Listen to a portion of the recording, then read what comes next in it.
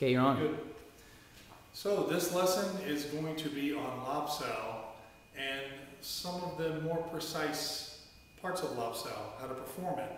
A lot of times we see Lop Sao done like this, just fly through it.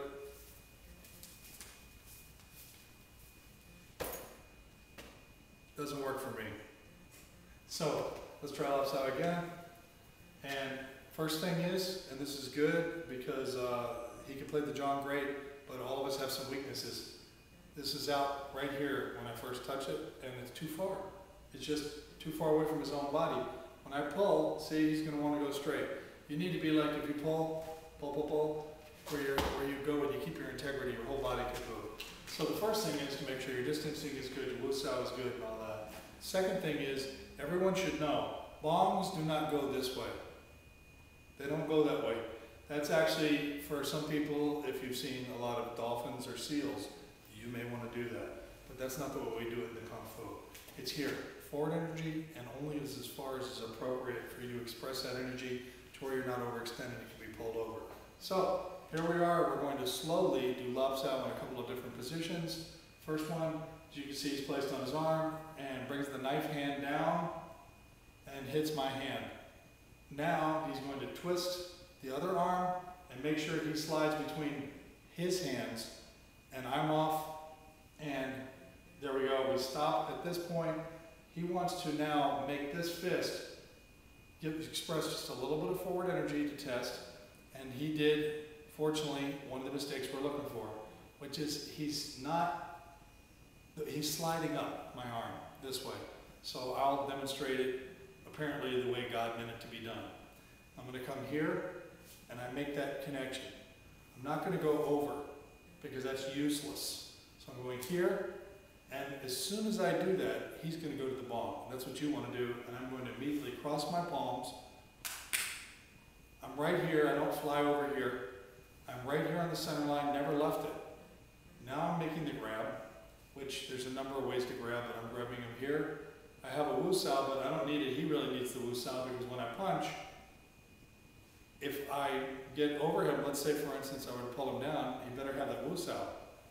Okay, but he's not going to do that. If I try to pull down, he's probably going to come forward and jam me or do some other movement. The point is, when I test him, my wrist is here, his wrist is there. That would be wrist to wrist. In the Lop Sao, we're not actually necessarily wrist to wrist because I don't care about wrist to wrist for him. That's to his benefit if I'm wrist to wrist. But if my wrist is on his arm, it's good enough. I'm protected. I'm actually going to move this whole thing this way to test him. I'm not going to slide over. If I do slide over, he could break my arm, block me, etc. But for this exercise, which is very, very useful in Chi Sao and in open combat, we have to start somewhere. And so we want to be precise. So now he places his arm, comes down. I immediately would go to change to a bong because I don't want him to grab me. And I don't want to get stuck here holding him, which is ridiculous. And by the way, when you hold somebody, your other hand that you're holding with, that hand has no real value because you can't use it for anything either.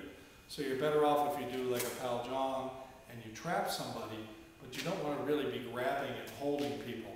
So a lot of times people think that trapping and grappling and all, forget all that kind of stuff. All we're trying to do is to make sure to maintain the center line, feel exactly where he is, and be able to rip him to shreds hydraulically and still have a good clean heart.